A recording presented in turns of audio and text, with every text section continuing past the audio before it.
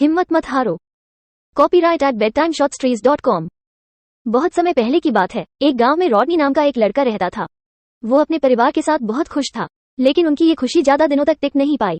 Rodney और उसके साथी ग्रामीणों को भयंकर सूखे का सामना करना पड़ा। वे बारिश का बेसब्री से इंतजार कर रहे थे, लेकिन कोई फायदा नहीं हुआ। सारी फसलें, जमीन और यहाँ तक कि पेड़ भी सूख गए। मवेशी मरने लगे। वर्षा न होने के कारण जलधारा धीरे धीरे सूखती जा रही थी।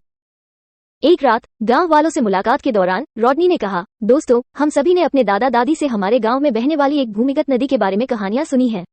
हम खुदाई करके क्यों नहीं देखते? ग्रामीण सहमत हो गए और खुदाई शुरू कर दी। उन्होंने कुछ दिनों तक खुदाई की, लेकिन जल्द ही काम छोड़ दिया।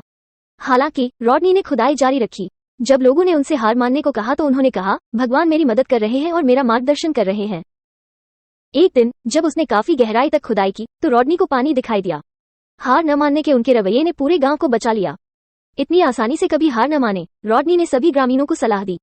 अब उन्हें पानी की कभी कमी नहीं होती, और जब भी कोई समस्या आती है तो सभी ग्रामीण मिलकर उसका समाधान निकालते हैं।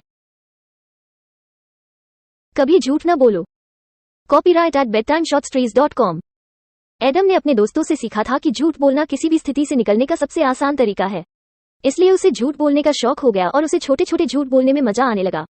जब उसके माता पिता ने उसे पकड़ा और झूठ बोलने के खिलाफ चेतावनी दी तो उसने ये कहकर उन्हें टाल दिया, झूठ कभी किसी को नुकसान नहीं पहुंचाता। एडम के पिता ने उसे समझाने का फैसला किया कि झूठ बोलना बुरा क्यों है। कभी झूठ न बोलो। BSS।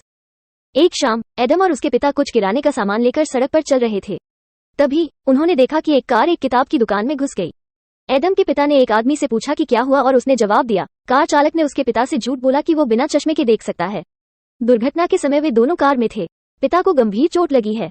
मुझे यकीन है कि लड़के को पछतावा होगा हमेशा झूठ बोलना। एडम के पिता ने एडम की ओर देखा और कहा, देख एडम, झूठ कितना खतरनाक है। ये लोगों को नुकसान पहुंचा सकता है। एडम को झूठ की भारी कीमत का एहसास हुआ और उसने झूठ बोलना बंद कर दिया।